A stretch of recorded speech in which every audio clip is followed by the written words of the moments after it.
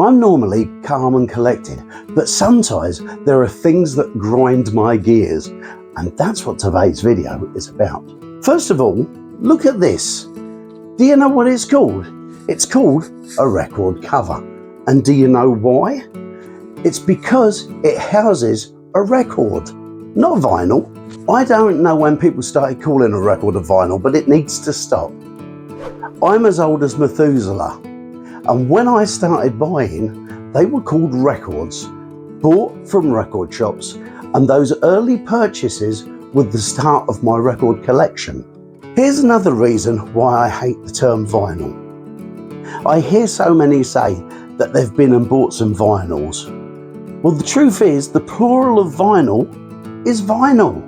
However, you can buy one record or even two records and you don't sound grammatically challenged. Can you see the difference? If I ever wanted to talk about vinyl, it was about that stuff you'd lay on the kitchen floor so that spillages could be easily wiped up.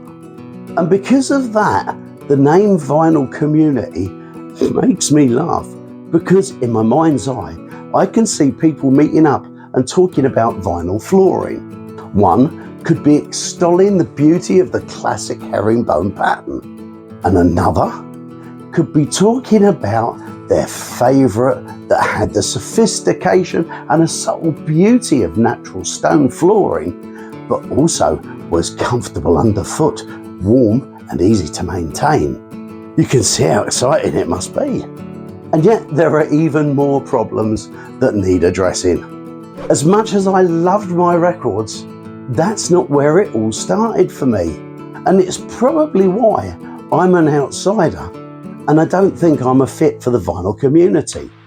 When I was born, my dad played our music from a Grundig reel-to-reel tape recorder, and he had a collection of reel-to-reel tapes, which means he couldn't be part of the vinyl community because he didn't play his music on the right format.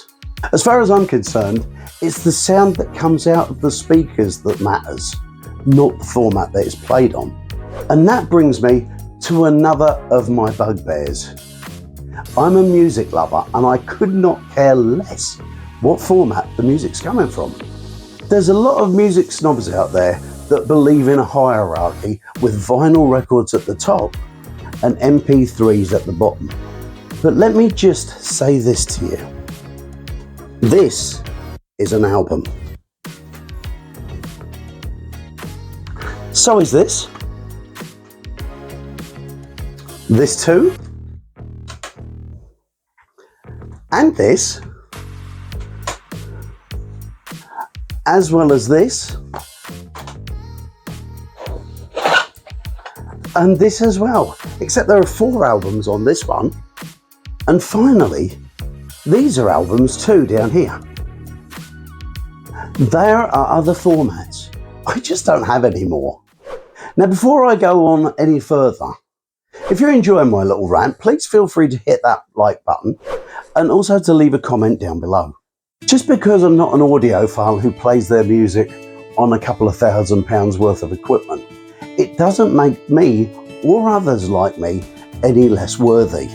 I've loved music just as much when I was playing it on my cheap old mono record player than I do now.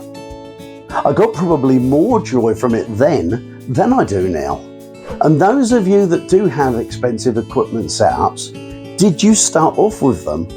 Or did you too have cheap old record players when you first started that you could afford? If you did, remember that's how it is for the young now.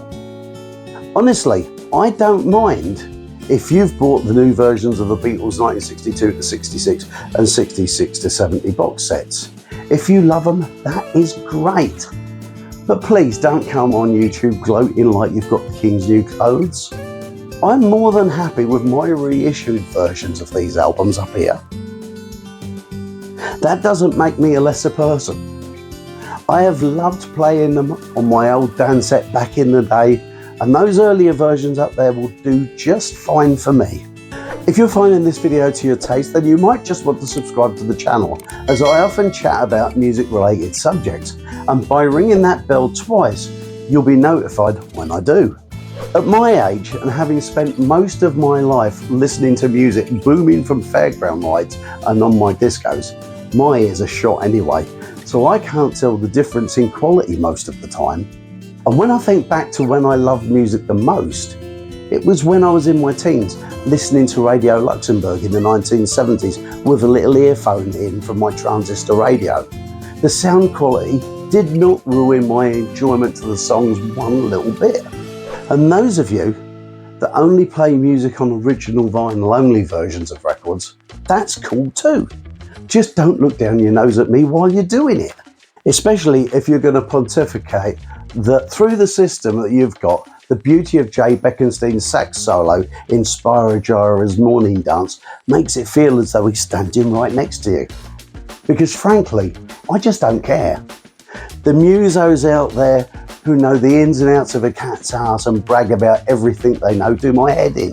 They can tell you about every instrument in every song, can tell you that the singer missed a note in the second verse, and tell you who played drums on the first Beatles session at Abbey Road. That stuff is nice to know, but it isn't the be-all and the end-all for people like me. I'd rather know that when Gilbert O'Sullivan sings about how he cried when his father died on Alone Again Naturally, you get choked and can feel tears welling in your eyes. That I can relate to, because I feel exactly the same way every time I hear it.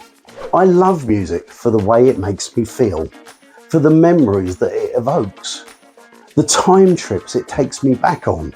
And one final thing while I'm at it, I don't care that you think you have the best music taste in the world and you want to regale me about how magnificent your collection is and how much it's worth. My collection ranges from the sublime to the don't judge me choices. I get that you like heavy metal, northern soul, indie music or prog rock. Good on ya. But don't treat me like a fool for liking what I like. Music is wonderful.